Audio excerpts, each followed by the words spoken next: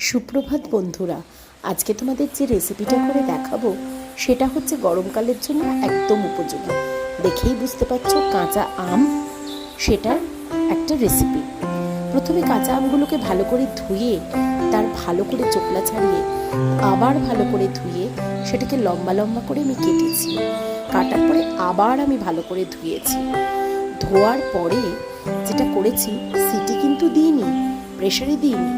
এটা একটা কড়াইয়ের মধ্যে সাদা তেল নয়, সর্ষের তেলের মধ্যে, সেটার মধ্যে কিছু কালো যে সর্ষে রাই যেটাকে বলে সেটা দিয়েছি। তারপরে আমগুলো দিয়ে একটু হলুদ এবং নুন দিয়ে ভালো করে কিছুক্ষণ মেশাতে হবে।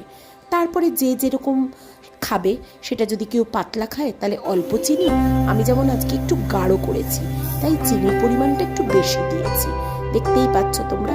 তারপরে আবার এটাকে ভালো করে কিছুক্ষণ মেশাতে হবে।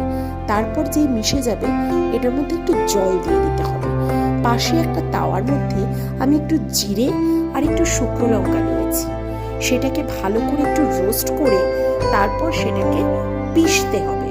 এই ভাজা মশলাটা কৌটোর মধ্যে রেখে দিলে তুমি অনেক কাজেই ব্যবহার করতে পারবে। এরপর যখন হয়ে যাওয়ার পরে একটা বেলনি সহযোগে এটাকে পিষে দেখো একদম মিহি করে দিতে হবে। মিহি করে দিলে এটার গন্ধ যেরকম ভালো হয়, সেরকম একইভাবে এটার স্বাদও একটা অন্যরকম মাত্রা দেয়। এদিকে দেখো নাড়াতে নাড়াতে আমটাও বেশ গলে গেছে, ভালো মতো মজে গেলে এটার মধ্যে তখন আমরা ওই মশলাটা দেবো।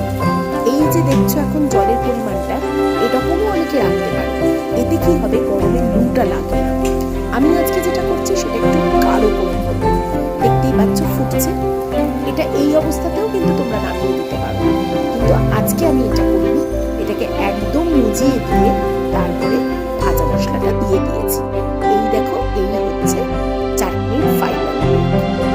খেতে কেমন হয়েছে সেটা তো রিভিউয়েই তোমাদেরকে বলতে পারবো, কিন্তু এটা অপূর্ব এবং গরমের জন্য যেমন উপকারী তেমনই এর মুখের স্বাদ বদল হয়। কেমন লাগলো নিশ্চয়ই জানিও।